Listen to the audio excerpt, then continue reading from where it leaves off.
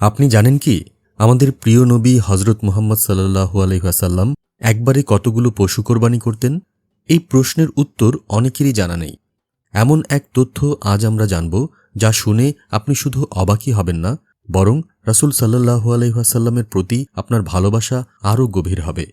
এই ভিডিওতে আমরা জানব রাসূল সাল্লাল্লাহু আলাইহি ওয়াসাল্লাম কতগুলো কোরবানি করতেন এবং কাদের পক্ষ থেকে, তিনি কোরবানির সময় কোন দোয়া পড়তেন, তার কোরবানির মাধ্যমে কী শিক্ষণীয় বার্তা তিনি উম্মতকে দিয়েছেন এবং আজকের দিনে আমাদের করণীয় কি। আসুন শুরু করি রাসূল সাল্লাল্লাহু আলাইহি ওয়াসাল্লামের অনুকরণীয় জীবন থেকে অনুপ্রেরণা নেওয়া।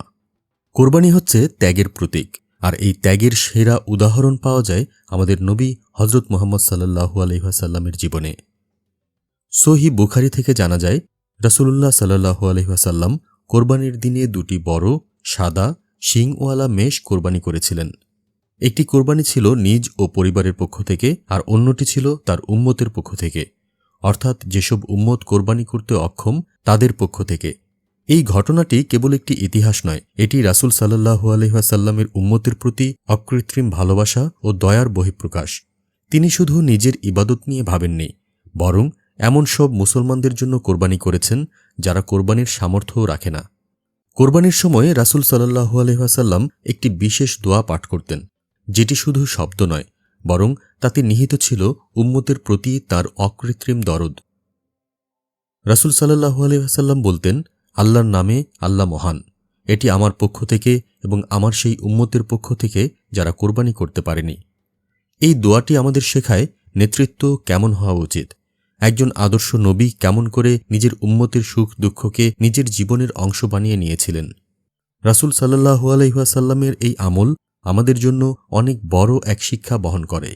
যারা সামর্থ্যবান তারা যেন শুধু নিজের জন্য নয়, বরং গরিব, অসহায় অথবা এমন কাউকে নিয়েও কোরবানি করে যিনি কোরবানি করতে অক্ষম।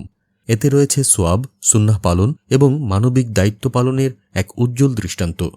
তবে লক্ষ্য রাখতে হবে, এটা যেন হয় আল্লাহর সন্তুষ্টির উদ্দেশ্যে, না হয় লোক দেখানো বা আত্মপ্রদর্শনের জন্য, তাহলে ইবাদত নষ্ট হয়ে যাবে। রাসূলুল্লাহ সাল্লাল্লাহু আলাইহি ওয়াসাল্লাম কোরবানিকে কেবল আনুষ্ঠানিকতা মনে করতেন না, তিনি নিজে পশু জবাই করতেন, তাকওয়া ও একাগ্রতার সাথে দোয়া পড়তেন এবং মন থেকে কৃতজ্ঞতা প্রকাশ করতেন। আমরা যদি কোরবানিকে কেবল গোশত ভাগের বিষয় মনে করি, তাহলে রাসূল সাল্লাল্লাহু আলাইহি ওয়াসাল্লামের এই মহান শিক্ষা আমরা হারিয়ে ফেলছি।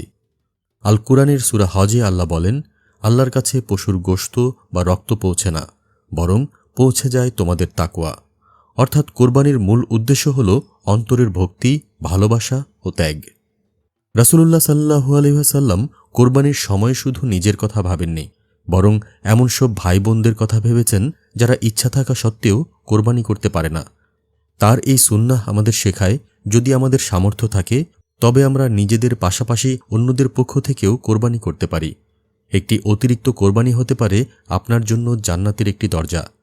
সুন্নাহ পালন করুন, তাকওয়ার সাথে কোরবানি করুন, অন্যের মুখে হাসি ফোটান। ভিডিওটি ভালো লাগলে শেয়ার করুন, হয়তো এই ভিডিও দেখে কেউ একজন কোরবানির জন্য আগ্রহী হয়ে উঠবে।